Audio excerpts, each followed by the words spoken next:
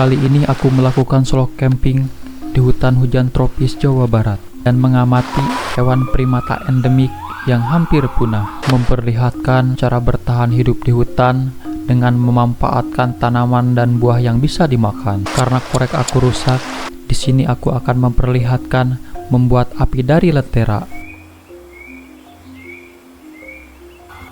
Baru saja aku memasuki hutan, aku mendengar suara owa Jawa, atau disebut juga dengan Hylobates moloch. Mereka adalah primata endemik Pulau Jawa yang memiliki ciri khas tubuh kecil, bulu coklat gelap, dan wajah putih. Populasi mereka semakin menurun karena beberapa faktor, seperti perdagangan ilegal, kerusakan habitat, dan konflik dengan manusia. Setelah aku berjalan lagi ke dalam hutan, di sini aku melihat jamur yang berwarna kuning keemasan tumbuh di batang pohon yang sudah mati. Sekarang aku akan mengambil jamurnya. Dilihat dari warna dan teksturnya dan baunya yang menyengat, aku pastikan jamur ini pasti beracun. Lebih baik tidak mengambilnya. Sekarang aku akan berjalan menuruni bukit. Pemandangan dari sini sangat indah sekali. Setelah aku menuruni bukit, di sini aku menemukan buah rangasa. Buah rangasa memiliki nama ilmiah, Glota rangkas. Buah rangasa berawal dari hutan tropis Asia Tenggara, termasuk Indonesia, Malaysia, dan Thailand. Buah rangasa memiliki bentuk yang unik, dengan kulit yang keras dan berwarna hijau atau coklat. Buah rangasa memiliki rasa yang khas, dengan perpaduan antara manis, asam, dan sedikit pahit. Buah rangasa kaya akan vitamin C, yang dapat membantu meningkatkan sistem kekebalan tubuh. Buah rangasa juga mengandung antioksidan, yang dapat membantu melindungi tubuh dari kerusakan akibat radikal bebas. Buah rangasa kaya akan serat yang dapat membantu meningkatkan kesehatan pencernaan. Namun, perlu diingat bahwa buah rangasa juga dapat menyebabkan beberapa efek samping, seperti alergi dan iritasi kulit. Karena itu, sebelum mengonsumsi buah rangasa, pastikan Anda memeriksa kualitas dan keamanan buah tersebut. Tujuan camping kali ini, aku akan mendirikan shelter di pinggir sungai. Untuk mencapai ke tepi sungai, aku harus melewati hutan belantara ini.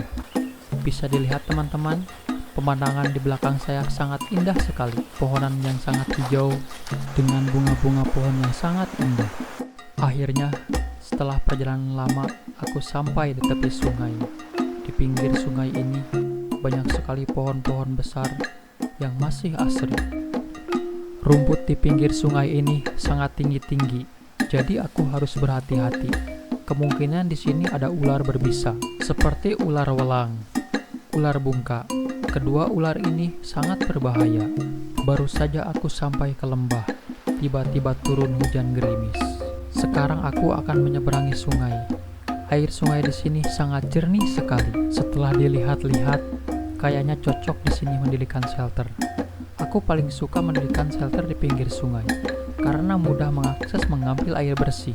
Di sini aku mengambil beberapa lembar daun untuk alas tas aku, biar tas aku tidak langsung kena ke tanah. Di sini aku akan memperlihatkan senjata andalanku kepada teman-teman semua.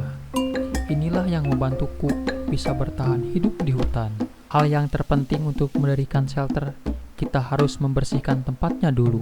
Biasanya di tempat yang lembab seperti ini, banyak hewan melata berbisa, seperti ular, kalajengking, laba-laba karang, kodok beracun, dan hewan melata lainnya. Lanjut mencari bahan-bahan untuk membuat shelter.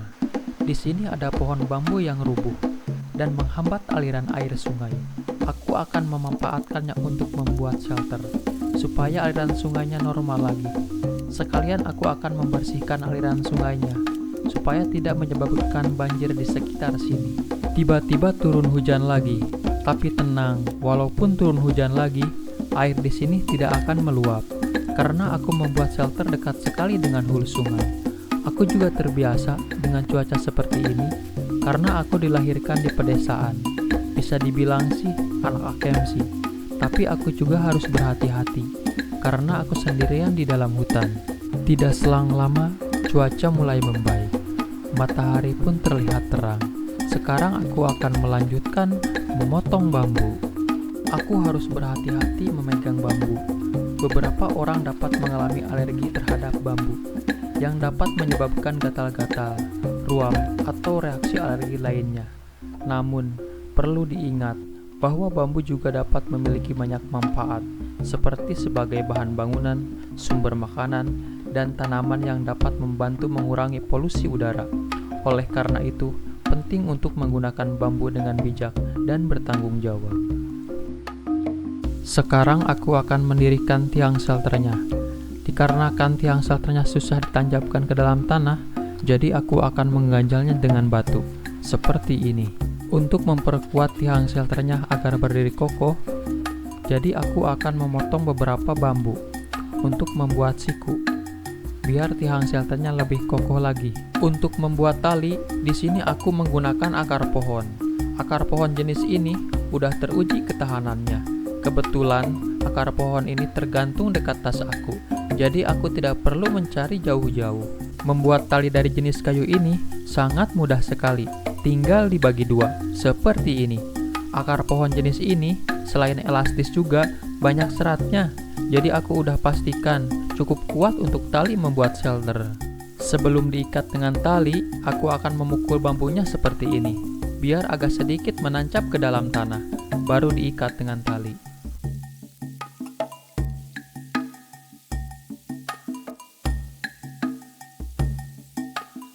Potong bagian bambu yang berlebihan seperti ini, lalu buat seperti ini.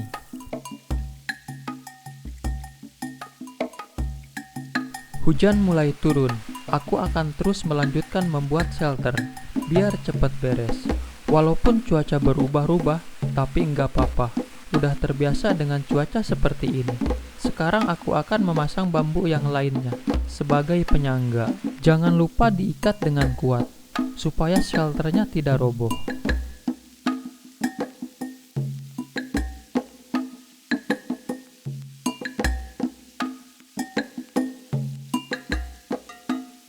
Cuacanya tidak lagi bersahabat. Dari pagi sampai sore diguyur hujan terus, malah makin besar. Tapi jangan khawatir, aku terbiasa dengan cuaca yang berubah-ubah seperti ini. Dari kecil, aku terbiasa masuk hutan. Udah tahu cara bertahan hidup di hutan. Walaupun hujan, di sini aku akan memperlihatkan cara membuat alas shelter dari bambu dengan cara dipotong-potong seperti ini. Setelah dipotong-potong, lalu dibuka seperti ini. Jangan lupa membersihkan bagian dalamnya.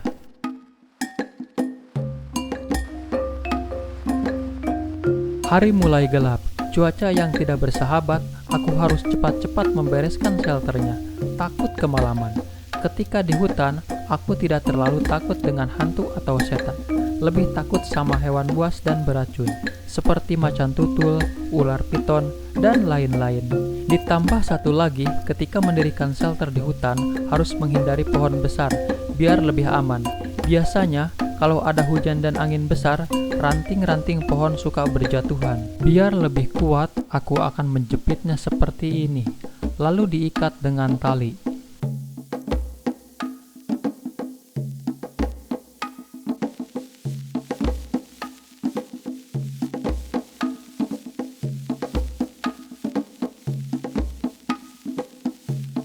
Setelah beres memasang alas shelternya, lalu jangan lupa membersihkannya dengan air, karena bulu bambu tersebut dapat menyebabkan gatal-gatal yang luar biasa.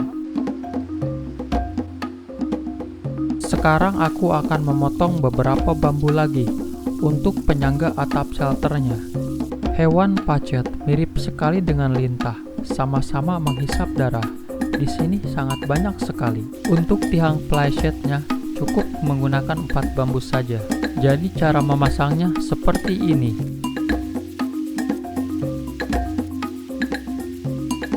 Setelah beres memasang tiang, sekarang aku akan mengikatnya dengan kuat.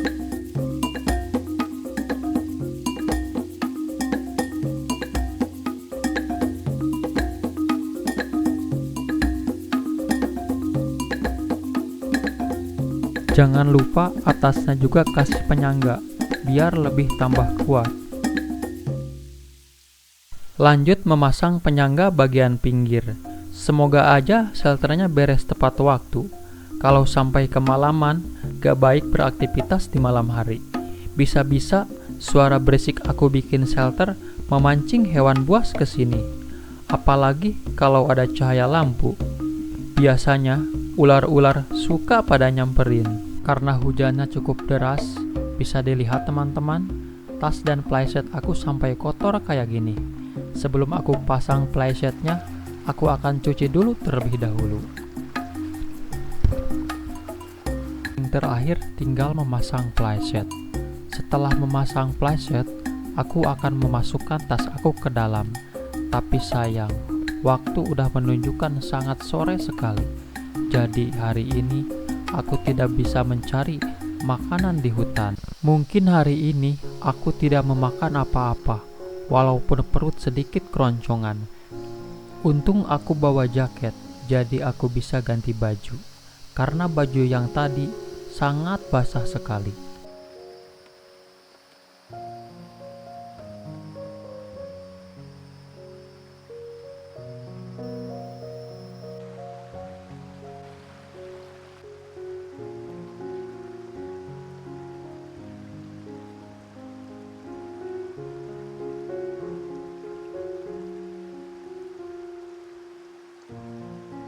Setelah aku bangun pagi-pagi, ternyata cuacanya hampir sama seperti kemarin. Aku langsung pakai sepatu saja. Setelah pakai sepatu, aku akan mencari tanah liat. Untuk membuat tungku api, aku mengambil tanah yang ada di pinggir sungai. Dari teksturnya cukup baik untuk dibuat tungku api. Aku akan membuat tungku api di atas shelter. Kenapa aku membuat tungku api di atas shelter? Biar nanti malam kalau aku kedinginan bisa langsung menghangatkan tubuh.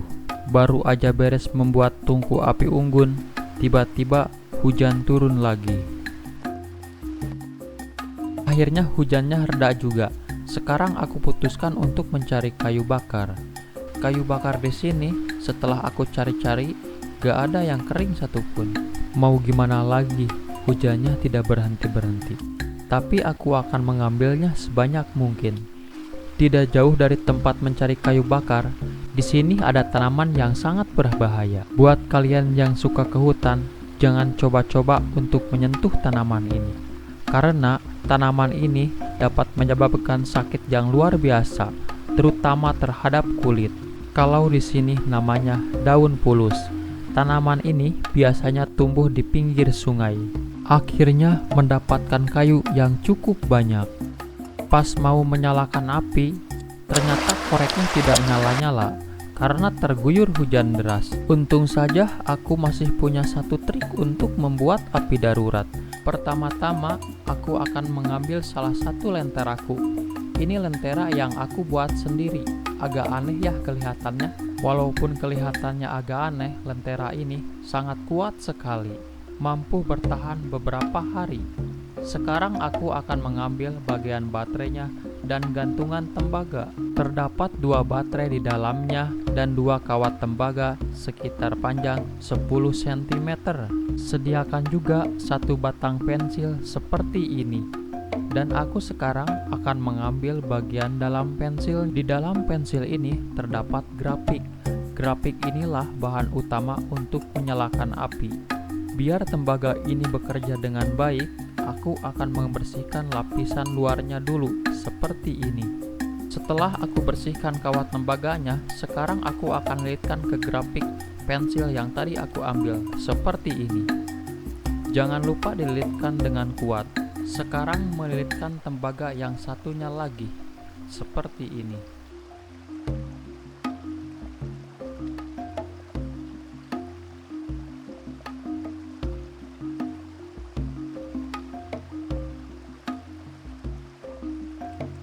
Setelah kedua tembaganya dililitkan ke grafik dengan kuat, jangan lupa tengahnya harus dikasih celah sedikit. Jangan sampai kedua tembaga ini saling menghubung. Tahap selanjutnya, sekarang seri kedua baterai tersebut seperti ini. Lalu tempelkan ujung tembaga tersebut ke plus dan min. Sebelum aku menggunakannya, aku akan menguji dulu seperti ini.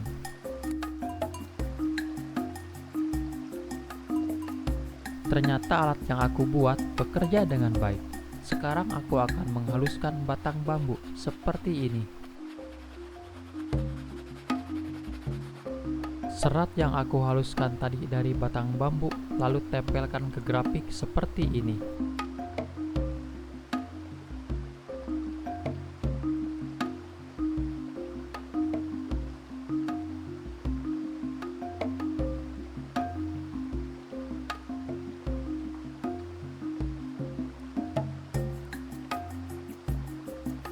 Akhirnya pematik api buatan ini bekerja dengan baik, seperti ini.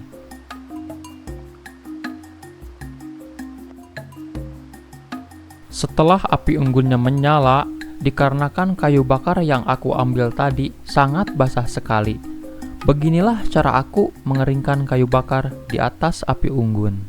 Dengan cara ditumpuk seperti ini. Menurut aku, ditumpuk seperti ini sangat efisien sekali untuk mengeringkan kayu bakar. Setelah api unggunnya menyala dengan besar dan punya stok kayu bakar yang banyak, sekarang aku akan menjelajahi hutan untuk mencari bahan makanan. Bahan makanan yang pertama aku temukan adalah buah pakis. Buah pakis adalah buah yang dihasilkan oleh tanaman pakis atau dengan nama ilmiah Cittea spp. Buah pakis memiliki beberapa nama lain seperti buah paku atau buah kipakis. Buah pakis berbentuk bulat atau oval dengan diameter sekitar 2-5 cm. Buah pakis berwarna hijau atau coklat tergantung pada tingkat kematangannya. Buah pakis memiliki rasa yang manis dan sedikit pahit. Buah pakis memiliki tekstur yang lembut dan empuk. Buah pakis juga memiliki beberapa manfaat, seperti mengobati demam, mengobati sakit kepala, mengobati masalah pencernaan. Buah pakis mengandung antioksidan yang dapat membantu melindungi tubuh dari kerusakan akibat radikal bebas. Tidak jauh dari tempat aku menemukan buah pakis, di sini aku menemukan rebung bambu. Rebung bambu ini sangat enak sekali untuk dimasak. Jangan salah, tunas rebung ini banyak sekali manfaatnya.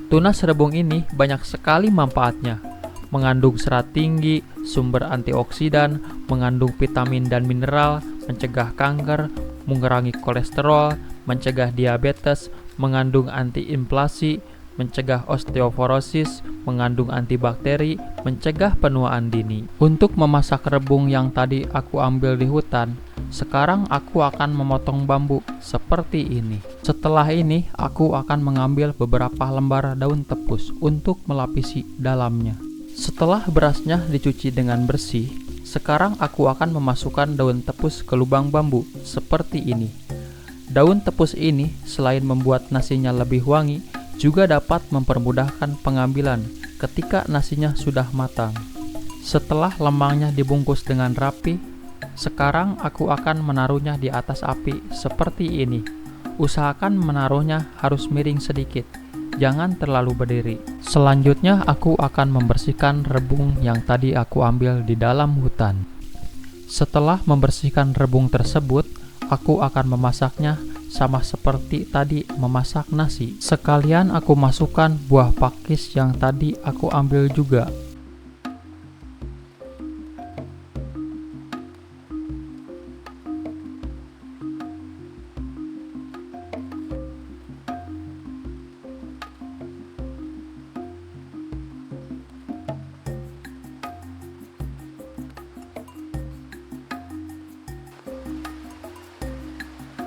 Setelah nasinya masak setengah matang, jangan lupa diaduk seperti ini agar airnya merata meresap ke dalam.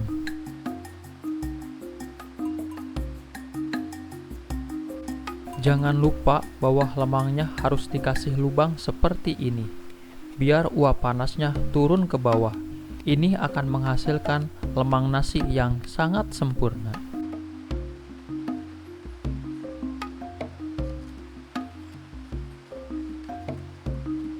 Sembari menunggu nasinya matang, di sini aku akan membuat gelas dari batang bambu seperti ini.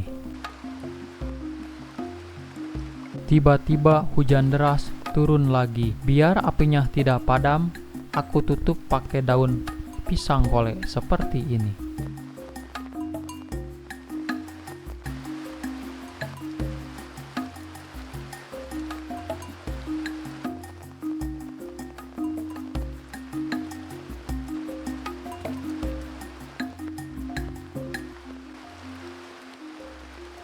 Sekarang aku akan mengecek lemangnya. Aku tidak tahu apakah lemangnya akan matang dengan sempurna karena setelah apinya diguyur hujan deras. Sekarang aku akan membuka lemangnya seperti ini.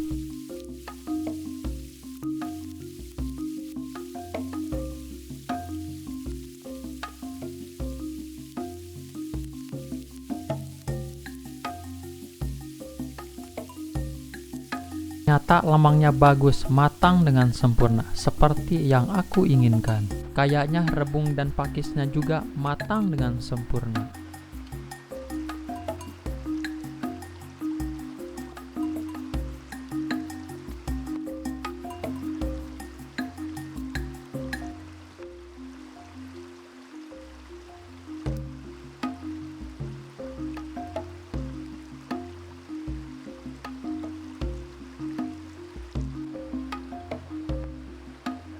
Setelah aku makan, aku putuskan untuk mencari kayu bakar lagi.